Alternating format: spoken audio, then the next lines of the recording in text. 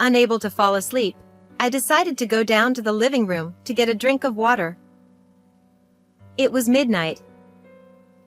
I carefully made my way down, trying not to make a noise, and was surprised to find the lights on. I heard my husband, my son, and his wife whispering. Did you see that? How desperate she looked, trying to please us. It's really pathetic. Yeah, the look on her face when she saw the leftovers in the trash was hilarious. The fried chicken and croquettes weren't even that good, but when she asked, "Didn't you like them?" I almost burst out laughing. They insulted and laughed at me, calling me useless. I wished it was just a bad dream. But I knew things had gone too far for that. I had reached my limit. Since my son and his wife moved into the new house we built a few months ago, I've been ignored continuously.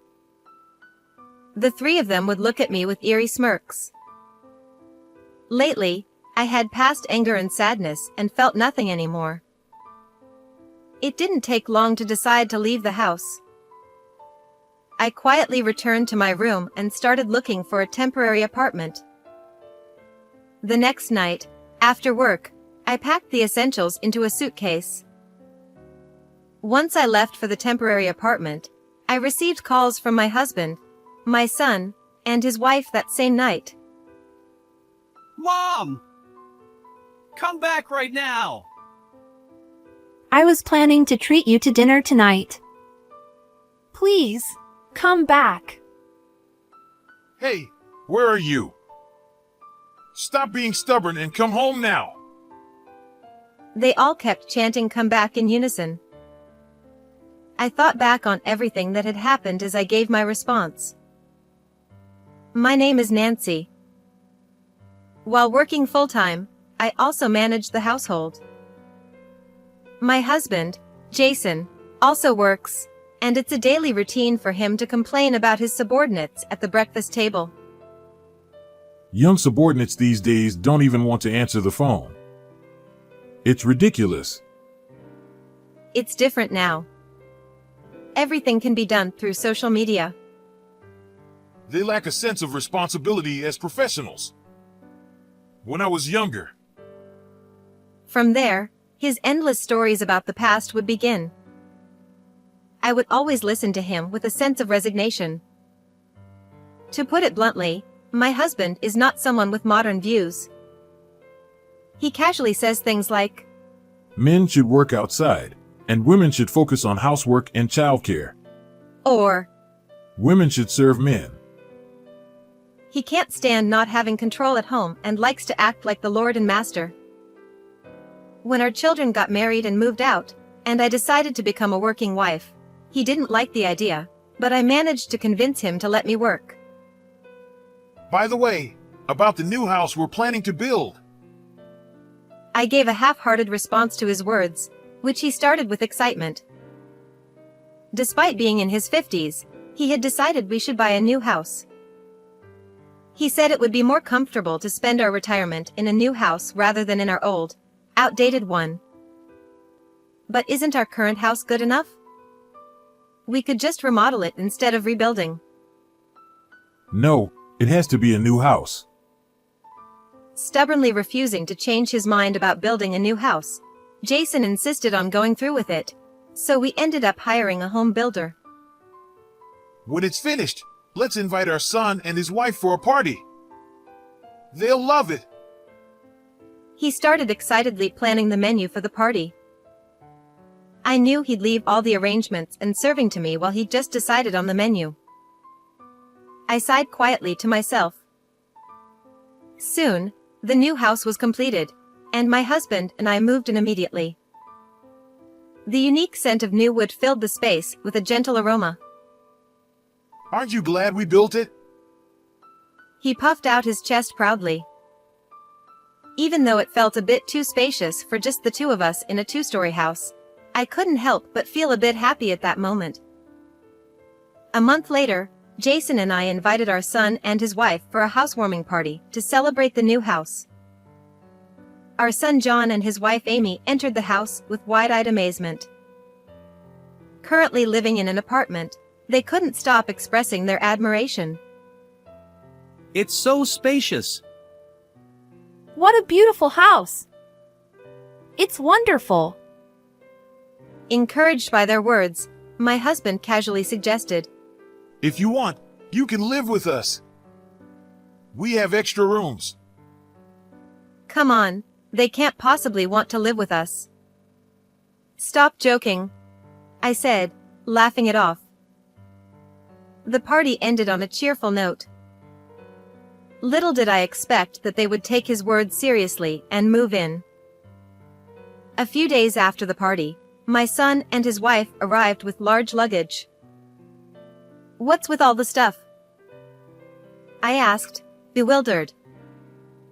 John tilted his head. We're moving in. Amy added. Your husband said it was okay. They walked in as if it was their home. When I asked about their apartment, they said they had canceled the lease, effective at the end of the month. "This is too sudden," I said, trying to gently oppose the idea, hoping they would be independent. But they wouldn't listen and instead won Jason over. Jason said, What's the difference if one or two more people live here? "It's not about the number of people. And besides, if they've canceled their lease, they have nowhere to go. It's cruel." Even though it was their responsibility, my husband was adamant. Thus, they moved in with us almost uninvited. After a while, a moving truck arrived in front of the house, and some well-built movers began diligently unloading boxes. They finally left with a cheerful thank you, leaving my son and his wife's belongings scattered all over the new house. However, instead of tidying up, the two of them relaxed in the living room, lazily playing with their smartphones. "These are your things. Please put them away," I said, as there was no room to walk. John replied, We're tired, so you should do it, Mom. Most of the moving was done by the movers, and they had done nothing. My husband saw this and said nothing, merely glancing at the pile of boxes. "Jason, say something to them," I urged. Jason said, Don't be so rigid, Nancy. You should do it for them. We're family. He then returned to his smartphone. I thought, why me, but took a deep breath to calm myself. There must be fragile and important items among their belongings. Even though we're family, I felt uncomfortable handling their stuff. "Amy, could you at least help me?" I asked. All 6 eyes turned to me, and they began to speak one after another, accusing me of bullying, being unwelcoming, and being a terrible mother-in-law. I felt utterly bewildered, treated as if I were the unreasonable one. The next morning, still feeling exhausted, I went down to the living room. My husband, my son, and his wife were already awake, sipping coffee. As I stared at them absently, John muttered. Thanks for yesterday. His words felt insincere, and I responded curtly. John continued. As a thank you, we'll treat you to dinner. I thought I had misheard him, but apparently, I hadn't. John said. Amy and I will go grocery shopping today. Amy nodded from a distance. Is that so? Well, I'll leave it to you today, I said. Amy added. We just moved and don't have much money. John then said. Yeah, so we actually need to borrow your card. I blinked in surprise. Were they planning to use my card for shopping and then treat me to dinner with my own money? Something felt off about this, but they asked for the credit card with such confidence. Should I give it to them? I glanced at my husband, who was sipping his coffee, showing no interest. Despite my hesitation, I decided to lend them the card, hoping to build a good relationship with them. John and Amy were as happy as children given pocket money. Use it responsibly, I warned, though inwardly, I felt a bit excited myself. I thought this dinner could be an opportunity to get closer to them. You can use anything from the kitchen, and the dishes too. The spices are in this cabinet.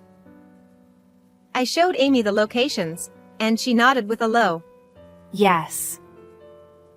Later that evening, I came home from work, hoping that they would have dinner ready. How wonderful that would have been in reality. Instead, I found the house dark and silent. I turned on the lights and looked around, but there was no sign of my son and his wife. On the living room table, there were store-bought side dishes from the nearby supermarket and a note placed in the center. It read simply, We're going out to eat. As I stood there in shock, Jason came home and looked around the living room table.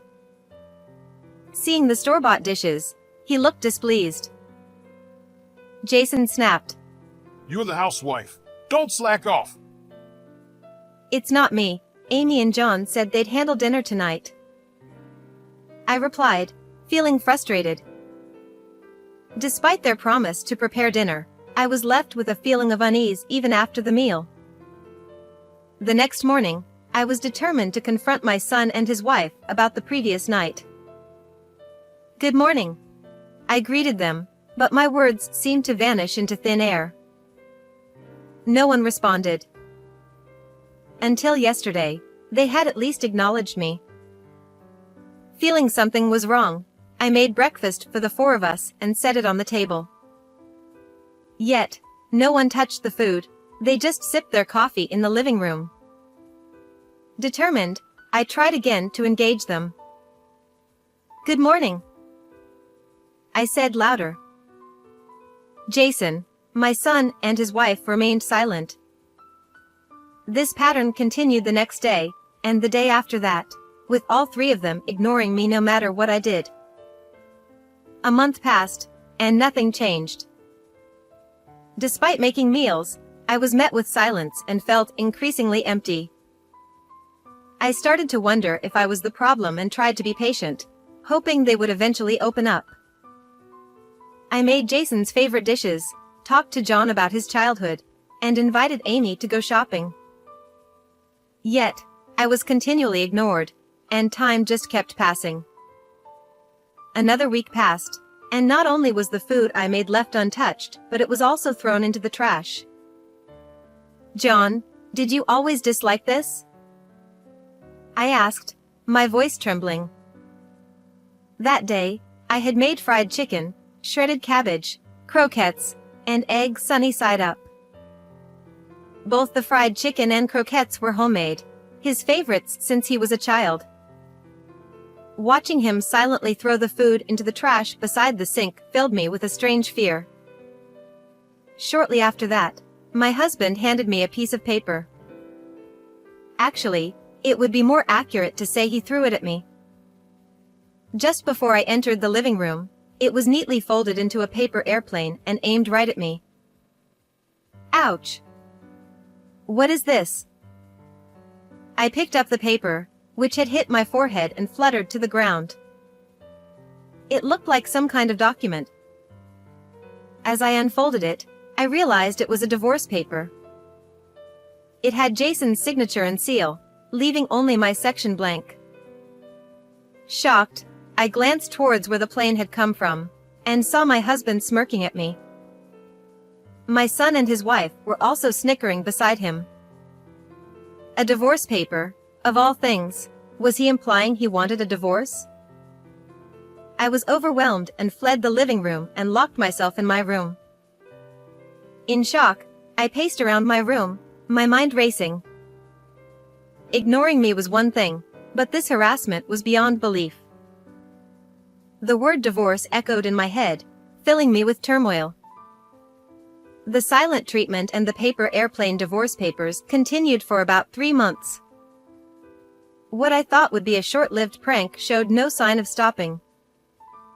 the three of them would look at me with eerie grins. At this point, I felt no emotions anymore. The anger and sadness had given way to complete disbelief. A voice in my head whispered, "Maybe I should get a divorce." Around this time, I started keeping a journal to organize my thoughts. I opened a notebook and began scribbling furiously with a pen I found in the drawer. I had recently discovered that John and Amy were unemployed. I overheard them talking with Jason about it while they ignored me. I didn't know whether it was before or after they moved in, but it seemed they had no income. They laughed derisively, saying they had no intention of working or helping around the house. So, what were they doing during the day while I was out? Apparently, they were simply using my credit card to entertain themselves. The card I lent them to buy groceries for dinner had never been returned. The statements from the credit card company were filled with charges from expensive restaurants and luxury brand items. They had been dining out frequently using my card. Jason, it seemed, said nothing about this. Did he think money grew on trees? I felt a surge of frustration. After finishing my writing, I closed the notebook and shut my eyes. What exactly did these three want from me? One night, I woke up unexpectedly. Even though I knew sleeplessness would affect my work the next day, I couldn't fall back asleep. It was midnight, and I decided to go downstairs to get some water. As I carefully made my way to the living room, trying not to make any noise, I noticed something surprising. The lights were on. The light leaking through the door wasn't the only thing. I also heard hushed voices. Jason said, Did you see how desperate she was? Trying to please us. It's just pathetic. Amy replied. Yeah, her face when she saw the leftovers in the trash was hilarious. John added. The fried chicken and croquettes weren't even that good. When she asked, "Do you not like it?" I almost burst out laughing. Jason continued. Honestly, her cooking is below average. Good job, John. Amy agreed. And I really wish she'd stop inviting me to go shopping with her. They insulted and laughed at me, calling me useless. I wished it were just a bad dream, but it was all too real. I had reached my limit. Once I decided to leave, I acted quickly. I quietly returned to my room and started looking for a temporary apartment. The next evening, after work, I packed the essentials into a suitcase. A few days later, I signed the lease for a temporary apartment, got the keys, and headed to the place. That morning, all three of them had gone out, so the house was empty. I called the credit card company and canceled my card, stopping it from being used any further. Leaving the newly built house behind, I arrived at my temporary home and felt an unexpected sense of relief. No more enduring their treatment, my shoulders relaxed, and I collapsed onto the floor. That night, my phone buzzed. Seeing it was a call from my son, I answered. Hello? Mom! Come back right now! The card isn't working! I canceled the card. What? Why did you do that? We were eating sushi, and now what are we supposed to do? So, they had sushi today? How nice for them, I thought to myself. Figure it out yourself. I snapped at my son before hanging up the call. It was convenient for him to want to talk only when he needed something. Next, Amy called. Just as I was about to make some instant noodles, my phone rang again. Hello? Nancy, it's me. John told me you canceled the card. Why did you do that? She sobbed quietly on the other end. I was going to treat you to dinner tonight. Please come back. Her insincere words made me decide to speak my mind. Amy, I'd be happier if you treated me with money you earned yourself. What? Are you saying I don't work? That's cruel. She stammered. Do you think I don't know? My words clearly unsettled her, as she kept repeating. Well, I mean...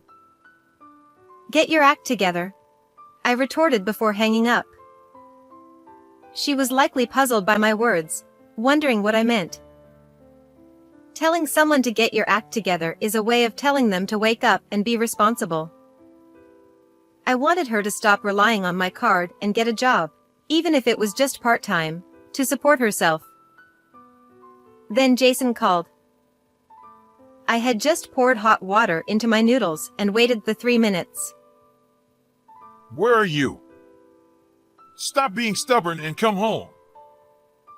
He demanded, sounding frantic. Are you also having trouble because the card isn't working? He paused for a moment, then asked how I knew. When I told him the others had called, he responded in agreement.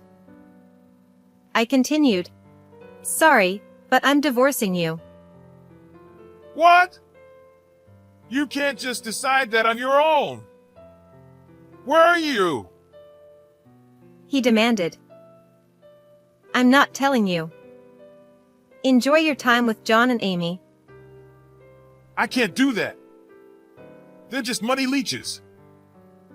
The fact that he knew this while allowing them to freely use my card left me speechless. They only moved in for my money. They even think I paid for the new house. Well, that's unfortunate, I replied with a laugh. Don't laugh. I was going to keep you as a housekeeper. You betrayed me. I could picture him, red-faced, shouting into the phone. Claiming he'd keep me as a housekeeper was quite audacious. Betrayed? Who's the betrayer here? Reflecting on everything, I responded. The new house was built on land inherited from my late parents. I was the one who inherited it, and both the land and house were in my name. Jason couldn't afford to pay for the house or get a loan, so I had to use my savings. Despite living in that house, he allowed our son and his wife to move in without consulting me, ignored me, and threw divorce papers at me like paper airplanes. Who do you think it was? I asked. Shut up! You're so damn annoying. Jason fumed. Then he started claiming that my inheritance was also his. There's such a thing as division of property. He shouted. The inheritance from my parents is excluded from that. What? I wasn't an expert in law, but I had heard something to that effect. Jason was yelling, "That's a lie, and don't mock me," over the phone. There's no point in shouting, I said, which made him even angrier. Then transfer the property to my name. We'll change the name on the title right now. Are you planning to go to the Legal Affairs Bureau? And I already told you I'm divorcing you. Huh? Isn't that something a real estate agent can just handle quickly? He was clearly clueless. Since he had always left contracts and other paperwork to me, he had no idea how it worked.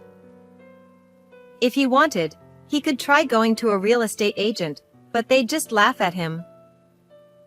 Speaking of real estate, I said, pausing, I've already put the land and house up for sale. So, once it's sold, you'll need to move out. While preparing for temporary housing, I decided to also put the land and house up for sale. The real estate agent was delighted, noting that the good location would ensure a quick sale. Indeed, there had already been a lot of interest since it was listed. When I told my husband this, he seemed too stunned to respond, as if his earlier bravado had completely vanished. It was truly comical. And by the way, I've already submitted the divorce papers you threw at me to the city office, so we're no longer married. Don't contact me anymore. Jason responded. What? Wait! What are you talking about? Hold on! Hey!